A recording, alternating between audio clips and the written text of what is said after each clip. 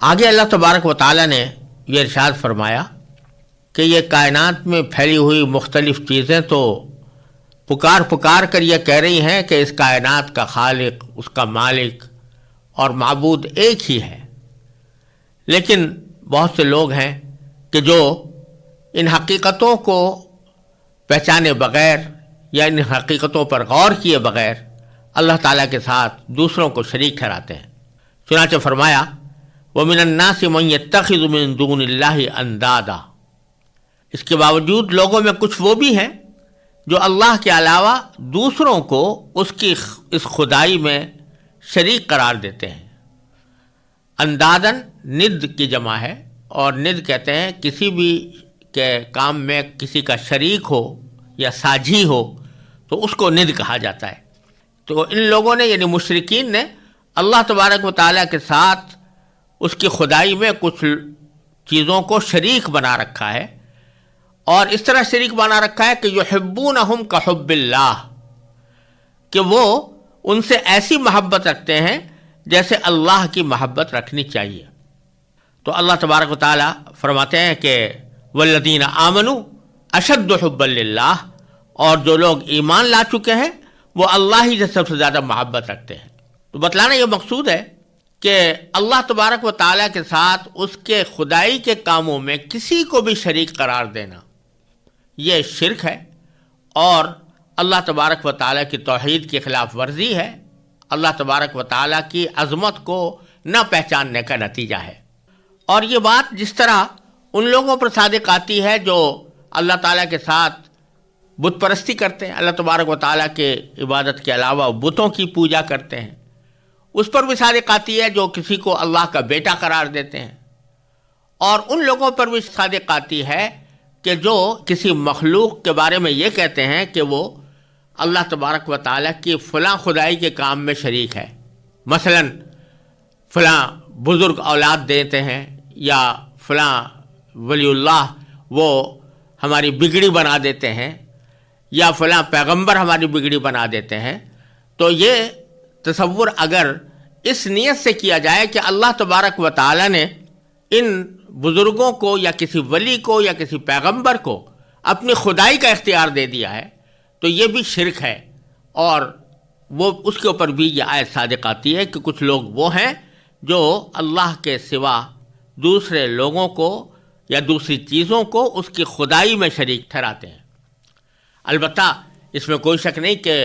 جو اللہ تبارک و تعالیٰ کے برگزیدہ بندے ہیں، چاہے وہ پیغمبر ہوں یا اولیاء کرام ہوں یا بزرگان دین ہوں، ان کی عزت، ان کی عظمت، ان کی توقیر وہ ان کا اس لیے حق ہے کہ وہ اللہ تبارک و تعالیٰ کے برگزیدہ بندے ہیں، لیکن اس عظمت اور توقیر اور محبت کو اس درجہ نہ بڑھانا چاہیے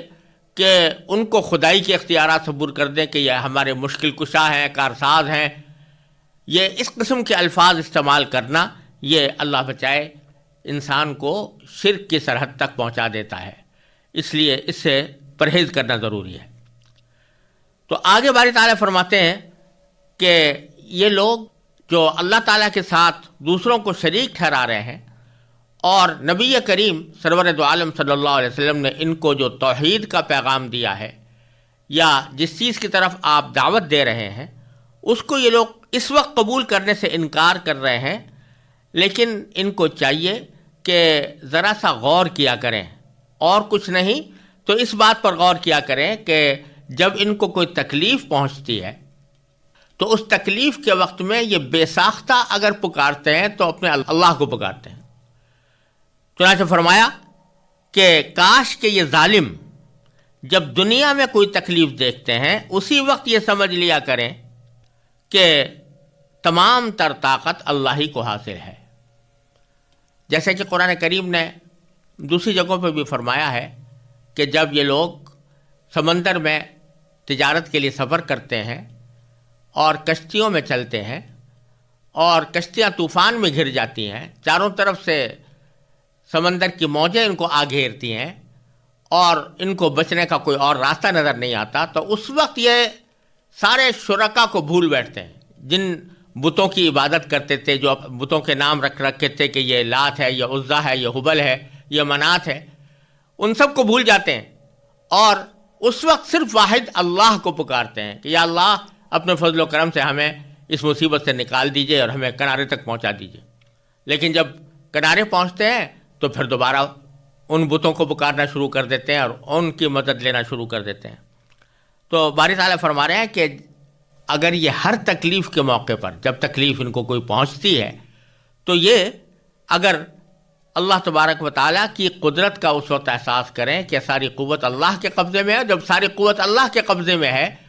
تو پھر اس کا کوئی شریک نہیں ہے کہ خدائی میں اس کو اس کے برابر قرار دیا جائے. تو اس وقت ان کو پتہ چلتا کہ توحید برحق ہے، اور ساتھ میں کاش کہ یہ بھی سمجھتے کہ ان اللہ شدید العذاب، کہ اللہ تعالیٰ کا عذاب بھی بڑا سخت ہے. اور پھر آگے اس عذاب کی ایک منظر کشی اللہ تعالیٰ نے فرمائی ہے کہ یہ اس وقت کی بات ہے جب قیامت کے دن حشر میں سب لوگ جمع ہوں گے.